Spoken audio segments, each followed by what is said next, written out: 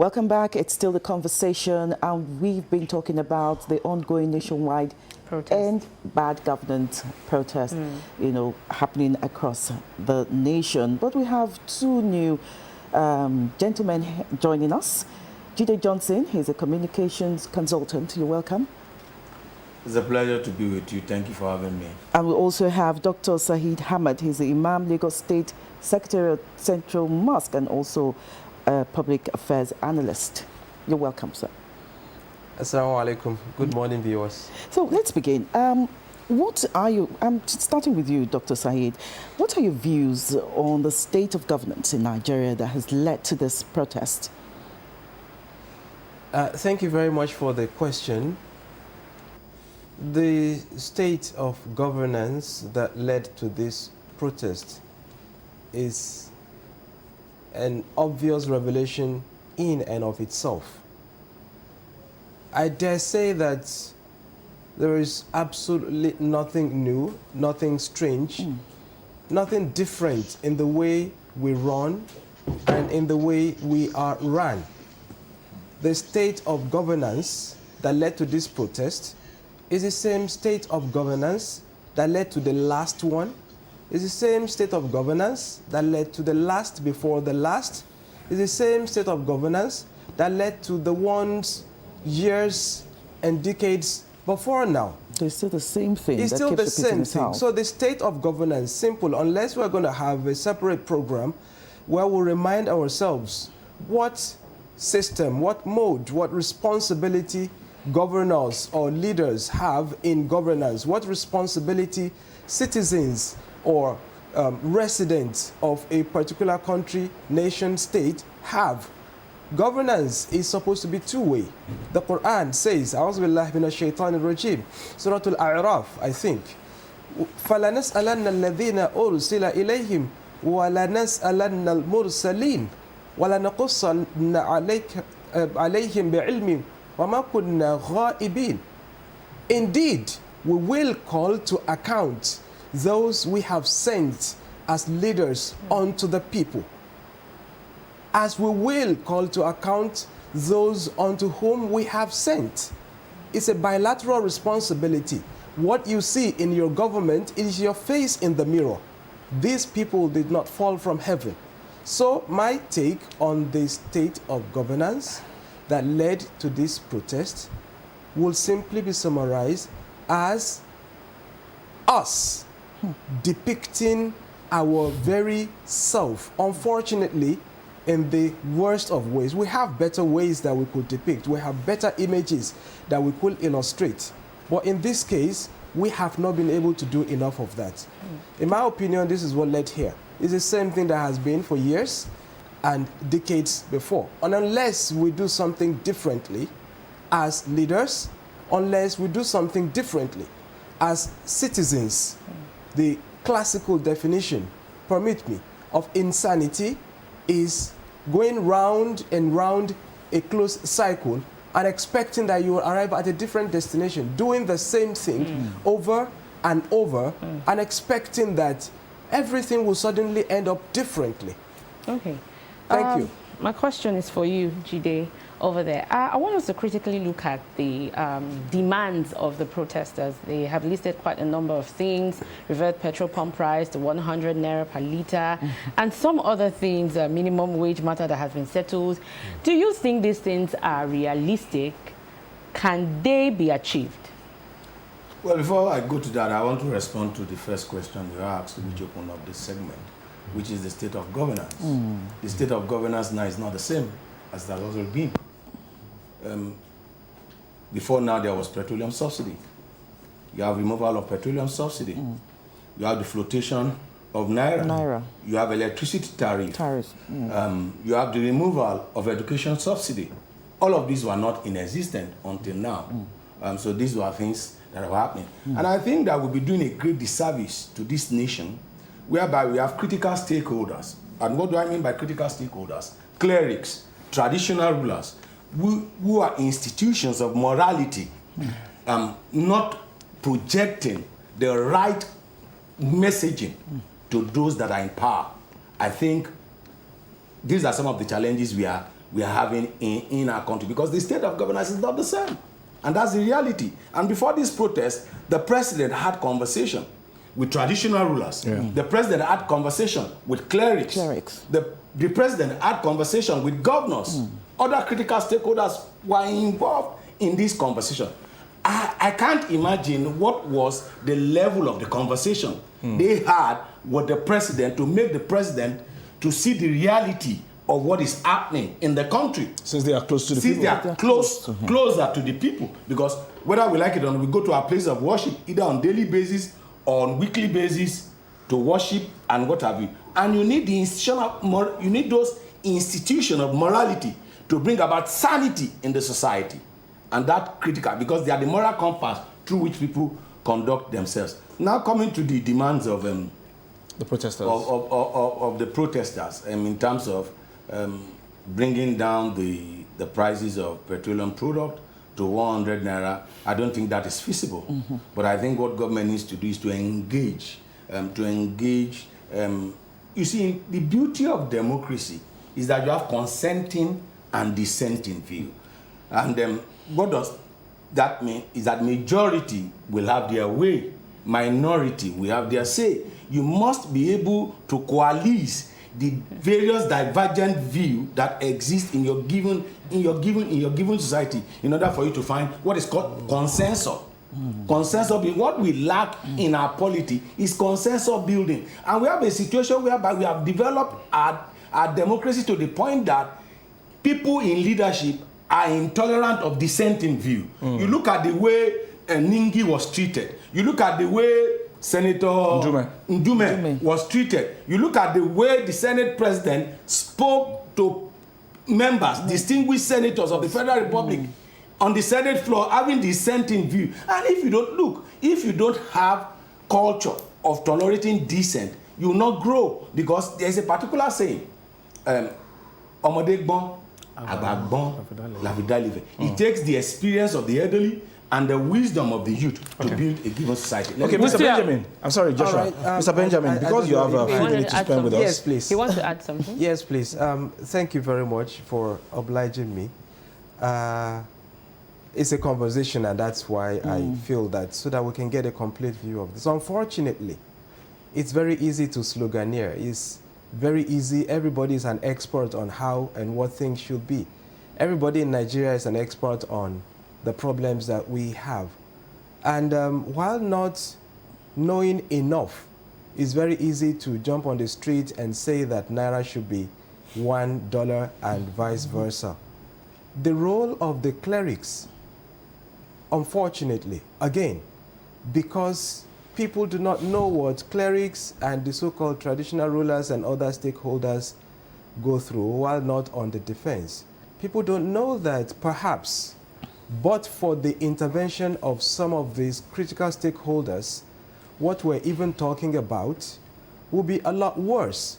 And I give an example. There was going to be a regional spreading war from Burkina Faso to Niger and the rest of them.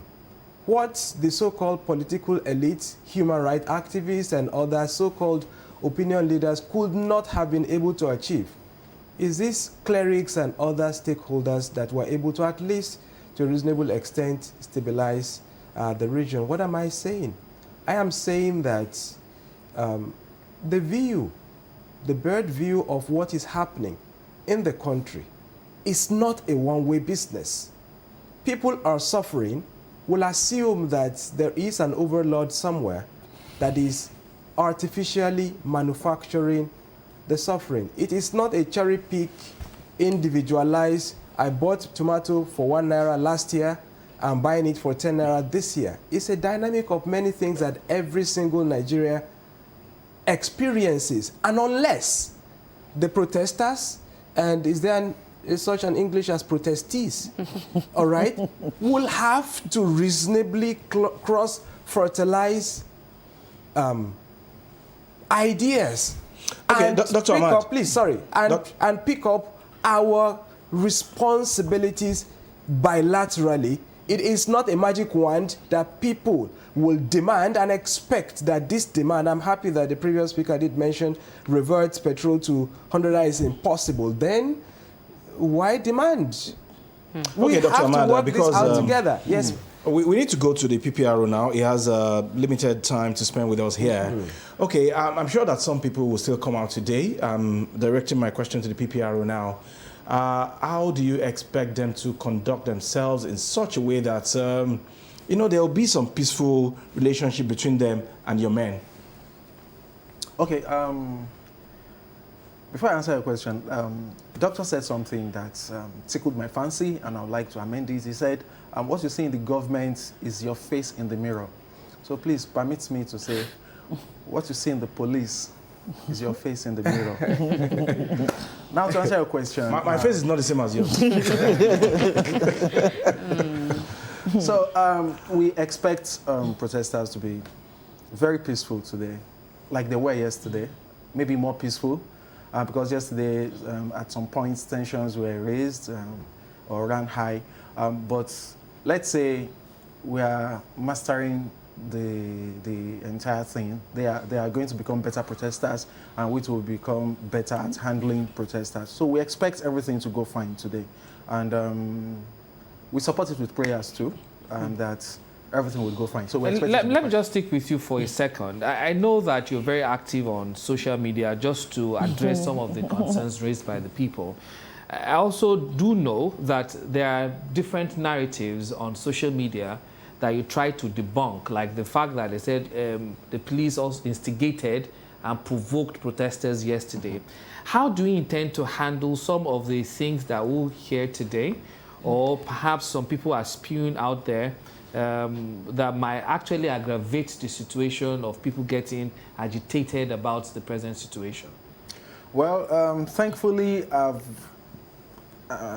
want to be modest here, I'm not bragging. Thankfully, I've become a force to reckon with on Twitter. I have over 200,000 followers. So it gladdens my heart when people spew fake news, and some other people come on the comment section to say it's a lie. I saw what Ben said about it. So I've become that point of reference when people want to debunk fake news. So I'm going to take advantage of that. So I've actually put all my staff on alert to monitor the social media, not just Twitter, even Instagram, Facebook.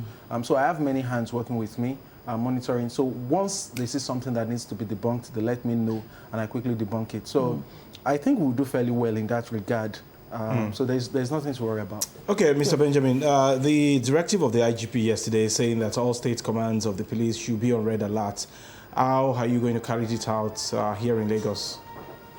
Oh, in Lagos, we are already as alert. In such a way that the fundamental human rights of Lagosians will not be disturbed. Revelation of police tactics. That's our watchword. Not to trample on anybody's fundamental human right.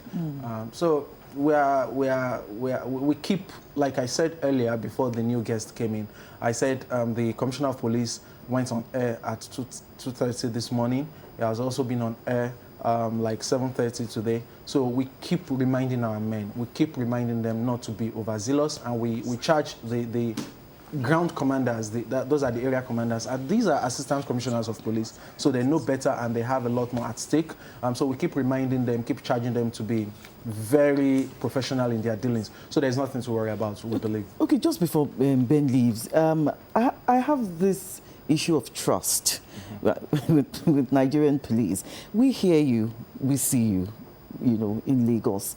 How can Nigerians begin to now build trust with the Nigerian police without saying it's a lie? Even if you try to debunk these things, people still have trust issues with the Nigerian police. So that's a fact. We have a trust deficit. But another fact is that the trust gap is closing up. You might not see it, but it's closing up. A point in reference is like a week before this protest, many people reached out to us to say, please don't let it happen. If they did not trust our ability to stop carnage or arson, they wouldn't be reaching out to us. So many people actually trust us. So it's a case of the very loud minority and the silent majority. We have majority who would rather speak with us privately, establish and express their trust. And we have this minority who just want to cause chaos and they will go on social media and make so much noise. And funnily enough, the press, journalists want to escalate the sensationalism and all that, and because, so the trust is closing Some up. journalists, you mean? Some journalists. Pardon me, Thank you. some journalists. Some And don't forget too that some policemen too are bad, All right. not all police officers. All right, Benjamin Hundeyi, PPRO Lagos State Police Command, we must thank you very much for your time on the conversation this morning. We'll be taking a break. To allow the PPRO to go, I need to monitor different parts of the state to know what is happening. We'll take a very quick break on the program. Do stay with us.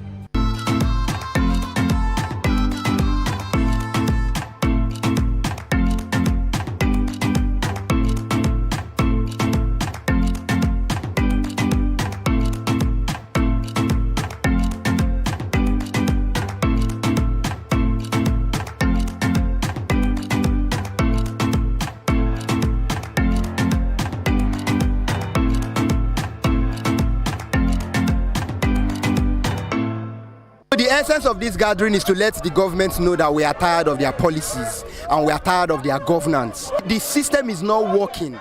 Ever since the president assumed office, if you check it, inflation skyrocketed to the highest. People are suffering. Prices of things are actually very, very exorbitant. Insecurity increased. The cost of living is high beyond our reach. So we can't afford food, we can't afford electricity, we can't afford even imported products. You know, and there's insecurity in the land. So these demands are very simple, because the executive can single-handedly reverse subsidy, reverse electricity tariff, and reverse custom duty. The protest is going on in Yobe. The protest is in Osun, is in Ondo, is everywhere, is in the east.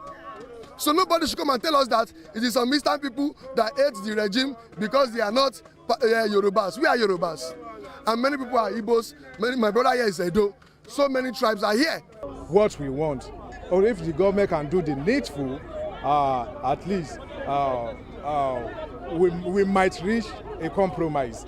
The suffering is too much, to be very honest with you. Let me tell you categorically, I can actually feed myself for the next 1 month. What about other people around me that could not even eat the 3 square meal? So please, we are just here on behalf of all Nigerian youths to end the fuel scarcity, end everything, end bad governance. Whenever we want to travel, we are scared.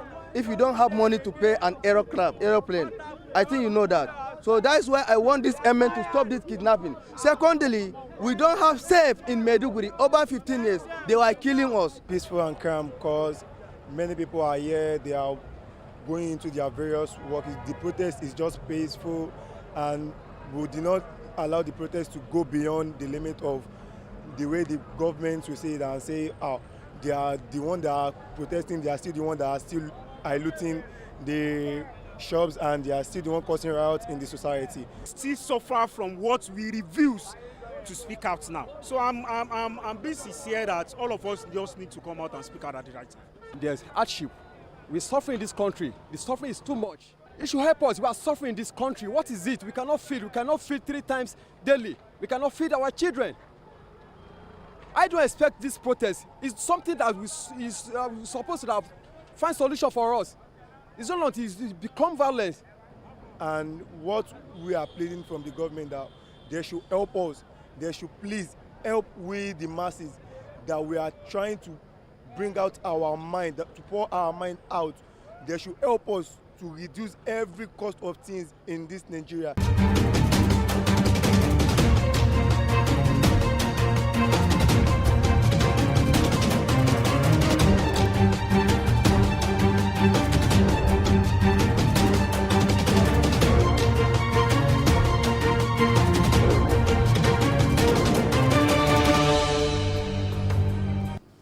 You're welcome back. There's no democracy without the people, and that was why we intentionally took those reactions from different parts of the country. Earlier today, when we were taking our news point, we did say that Governor Babajide Olusola Sanwo-Olu commended Lagosians for the way they conducted themselves yesterday.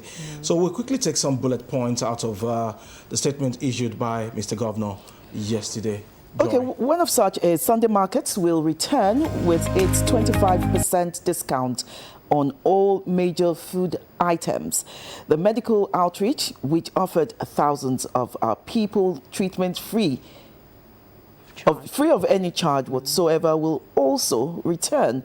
We'll also continue to ensure that all expectant women enjoy free delivery in the government hospitals. The 25% slash in fares on all our transparent facilities will also continue.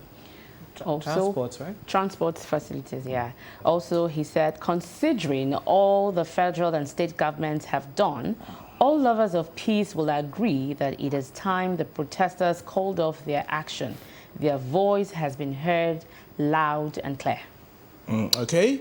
Mr. Governor equally assured Lagosians, advising them to go about their businesses without any fear, assuring them that security agents will continue to ensure that our state is safe and that businesses can operate without any harassment. According to the governor, the message of the protest, hunger in the land, has also been well noted.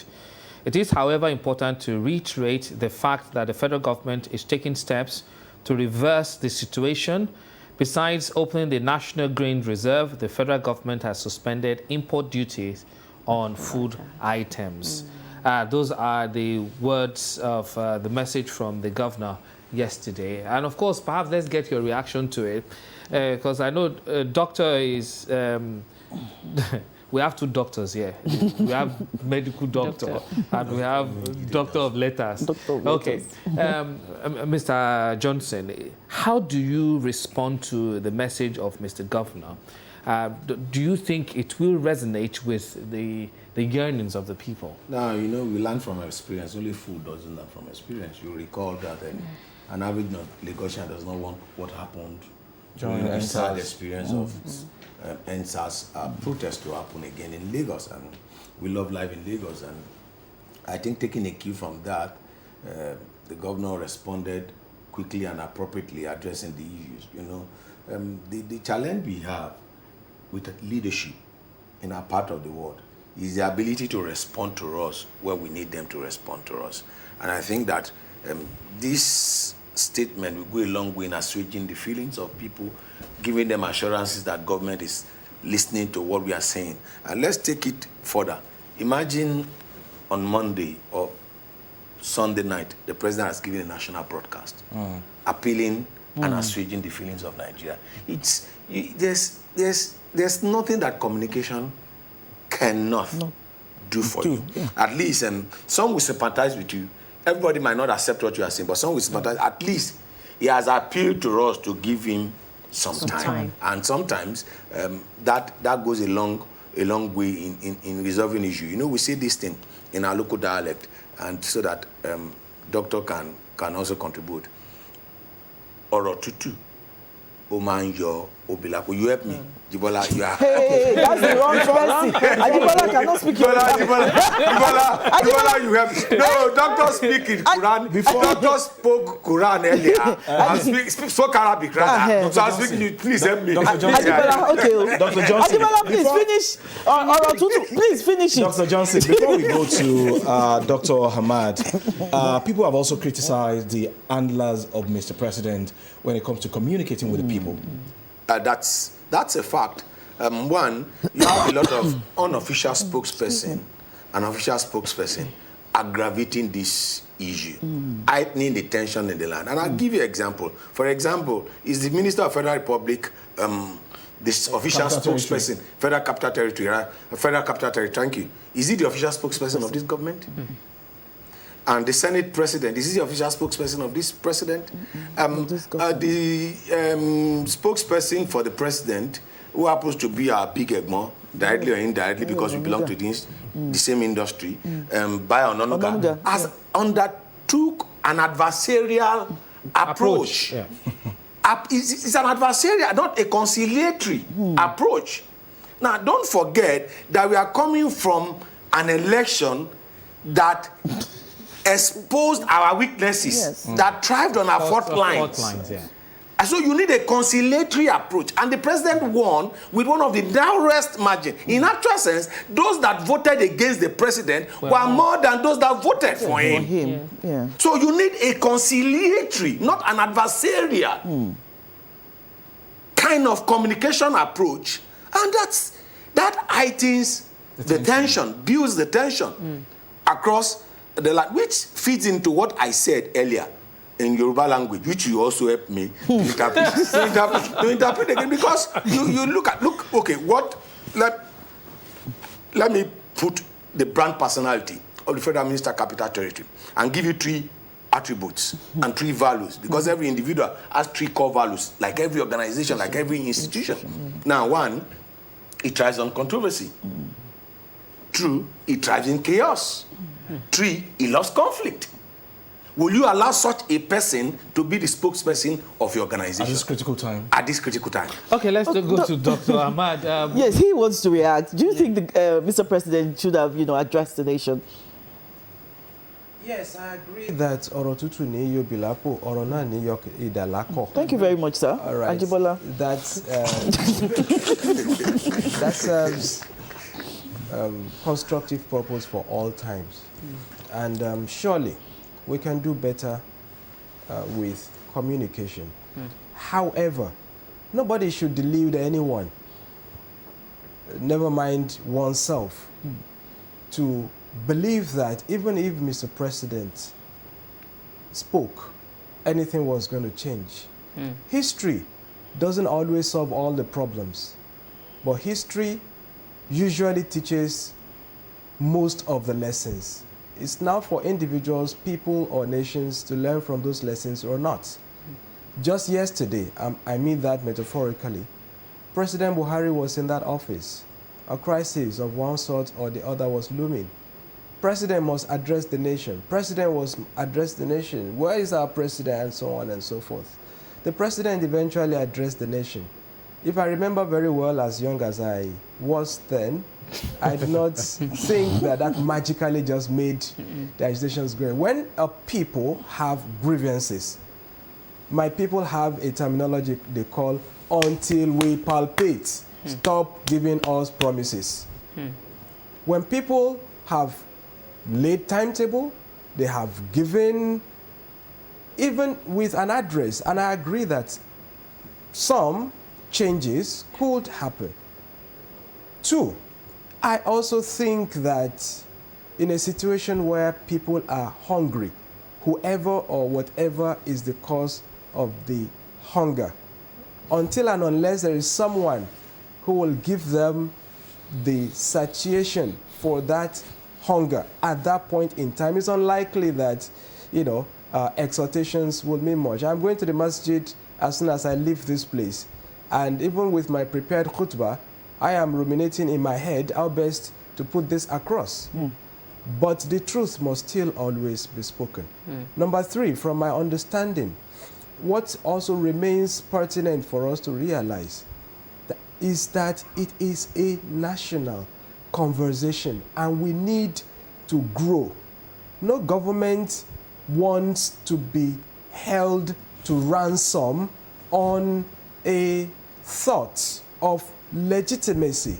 If after 1 year, people still talk about the government having to justify its existence, it adds to the burden, not to the solution. And lastly, on the need to talk to the people, I am aware that whereas it may not have been heard at the national level, I am very much aware that in Lagos State, such invitation was extended to the Lagos organizers of this protest. And unless something changed, the last time I checked, they declined the invitation. Do we know who they are? Exactly. That is the problem, because like it happened during the NSAS, they said, no, we don't have leader. All of us are the leaders. No, we don't want. Even on social media as well as the other media, it will say, don't go. They are calling you to come and bribe you. No, don't go and listen to them. The only language, and so on and so forth. We must accept the reality of these dynamics and confront it from home.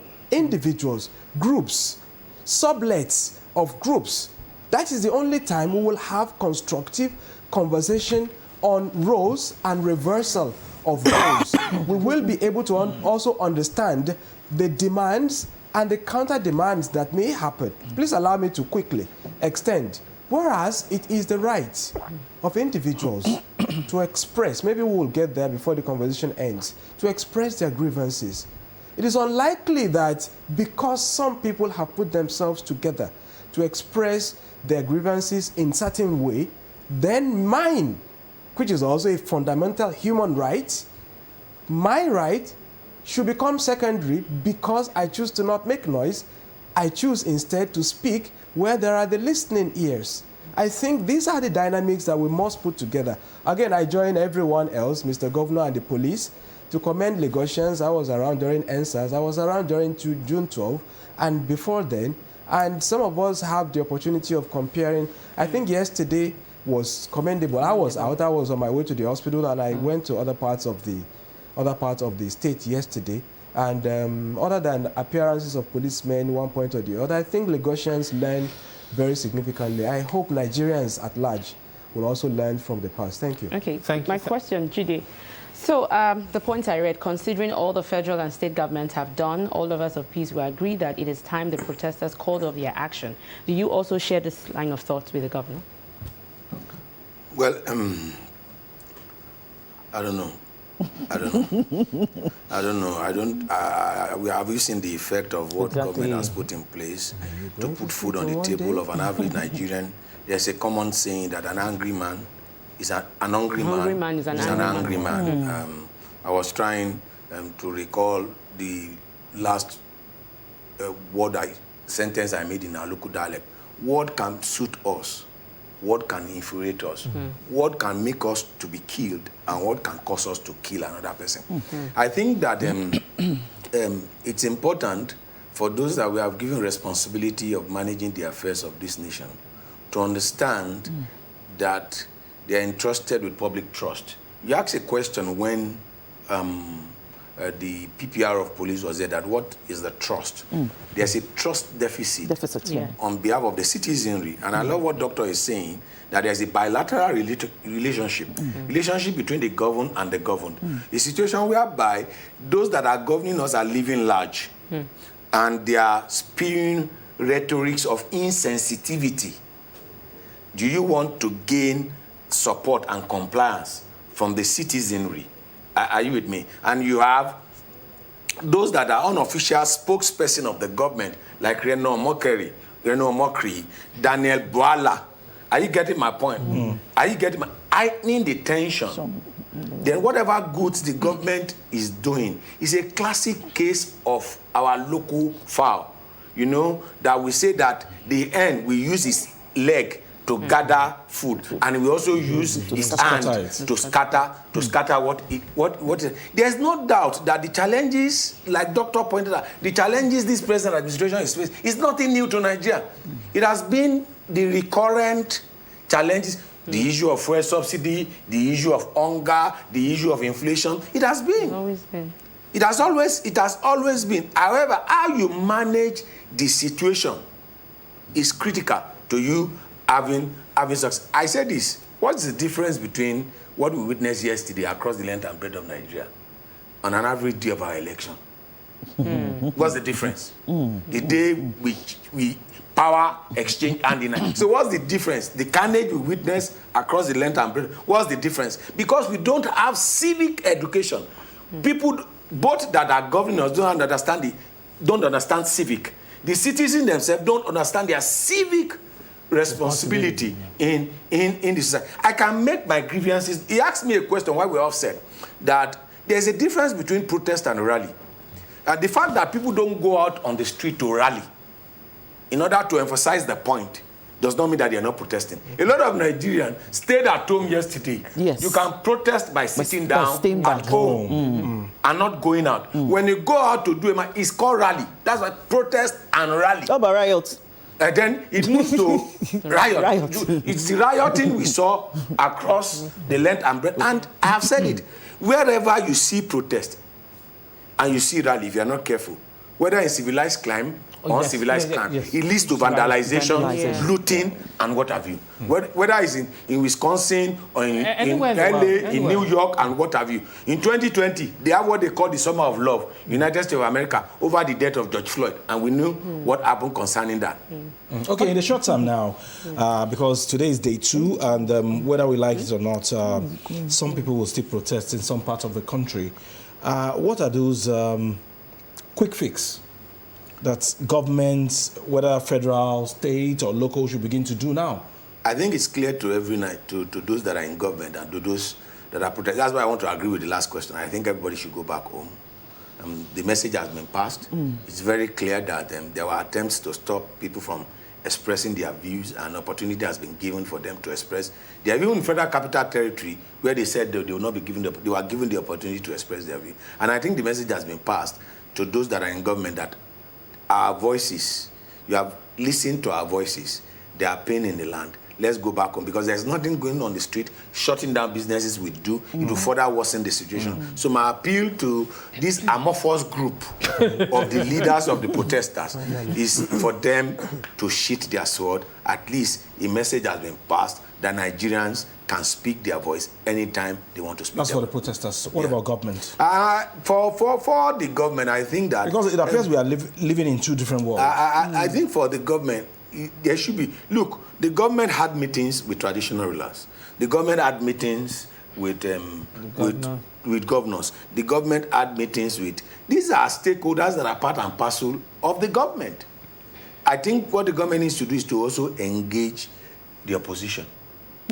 It's important. It's to engage the opposition. I think there's nothing stopping... there's this committee led by the former... Military Head of State, Abdul Salam, the Peace Committee. There's nothing calling a conference of all the gladiators and what is the way forward. Let's judge you. What do we want? Let's judge you, and you tap input. At least if you invite them to a roundtable conference, and if they go contrary to what you have, at least we have invited you. What do you want us to do? Dr. Ahmad, do you think we get the point? Do you think we understood, or from both sides now, whether government or those protesting, or we Nigerians, do we get what is really happening to us? Do we understand how to get out of it? So my question is, do we get it? Thank you for that question, and I'm sure Mal Mas'ul anha bi'a'lam min as-sa'il. You and I perhaps are in the same situation, but my candid take is that we don't get it. And that is the truth. I was reading some of the placards yesterday, and I felt like weeping. Which one? The protests. Okay. I'm reading "Bring Back Subsidy." I'm reading "End Hunger Now." I'm reading, in rallies, protests, or others, people make it's easy thing to do. But the part that we don't get is that things are more wrong than we can see, and everything doesn't start and end with a bolus of amala. That is the reason we ended up here in the first place. In the first place. So I think that there has to be a national orientation, exposition to let citizens know how bad our situation, financially or otherwise, is. The father could live large, change cars on loan, and this happens a lot, runs a big company on conglomerates built on loans. The children will keep assuming that the father is rich. They will fight themselves on the father's inheritance the day he dies, until the lawyers start showing up and bringing papers. Yes, the big company, your father actually now owns only 15% of it. The big cars are actually on facility. The house is actually on mortgage, and so on. So the children will suddenly realize one day that the inheritance that they're fighting over are liabilities for them to pay rather than for them to inherit from the Father. My understanding of where we are now, from the little that I know, we're not very far from that. We're collecting loan at some point in the previous government, previous government. We're collecting foreign loans to pay salaries of workers. We are about one of the few oil-producing nations who are running balance of budget deficit. So exactly what is the country going to do when there is no more oil, or when oil loses its value to non-carbon-based energy sources? These are the hard conversations that must be had with the populace at the grassroots level, so we can manage better our expectations. So even tomorrow when we're going to rally, we will know what to put. We cannot, if we don't do this, Sanwo-Olu can cook rice and pounded yam for Lagosians only for a time. It can't go forever, even if another Sanwo, whatever else is coming after him. You cannot ask for people to born children for free. Who's going to feed them for free when they are growing? It can only so much as palliate. Palliatives will serve just that purpose temporarily. But there are hard decisions that both the government and the governed must sit down, understand, and agree that it must be taken. Only then will we get our real situation right, and therefore the solution to those problems. Only then are we going to get it right. I have a tough appeal, and that's what I want to appeal now. For 30 seconds, I just want to get a summary of your thoughts as to the protest, what we need to do at the moment. I'll start with Sheikh, right there, Dr. Hamad. Thank you very much. Regarding the protest, as has been copiously stated, the very notice of war is more distressing than war itself. Now that war, and I'm saying that metaphorically, broke out, whoever is pretending to think that it won't happen now has seen that it has happened. The voices have been raised, the voices have been heard. The hungry will get more hungry if there are no bookers to open and sell food. The suffering people will suffer even more if there are no passengers to enter their danfo. So my appeal is the protest has been undertaken. The message has been passed.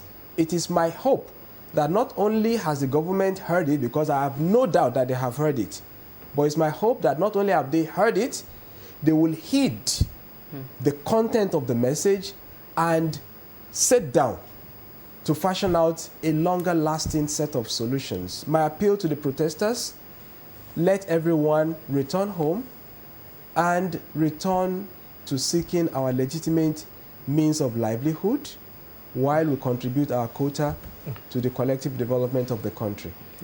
Thank you very much, sir. Doctor? Well, it's simple. Let those that lead by example. Let them not be living la vida loca while the people are living in trenches. Let them understand that it's a call to service, not a call to live an ostentatious lifestyle.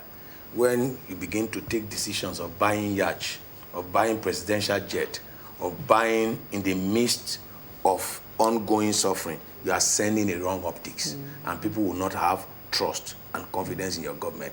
I think the government needs to lead by example, and the people will follow suit. Thank you. Thank you very much, Dr. Jide Johnson, Communication Consultant, and of course, Dr. Saeed Ahmad, Chairman, Guild of Resident Doctors, Lagos State, and Political Affairs Analyst. It's a pleasure to have you join us on this fantastic day 2 of protest that is supposed to last for 10 days, but I don't know how impactful that day has been. At least not in Lagos. It's the weekend. It's the weekend. People have events. What are you saying? You mean party will take over the protest? Is that what you're saying? There's a party in this building today. There's a party in this building Can today. you party when you are hungry? Jibola doesn't know what's happening. There's a party in Blue Roof now. In Combo Hall. You are inviting people to come and eat because party these days are where people go to There go can and be eat. party when you're hungry. At least when you go to the party, At least you will will eat. feed you. Yes. Okay, so our party shot. Let's take a very quick break for our guests to leave. When we come back, we'll be taking our parting shots on the show. Thank you. Do not represent that of the producer, management of Lagos Television, or the Lagos State Government. They remain the perspectives of those expressing them. Thank you for staying with Lagos Television.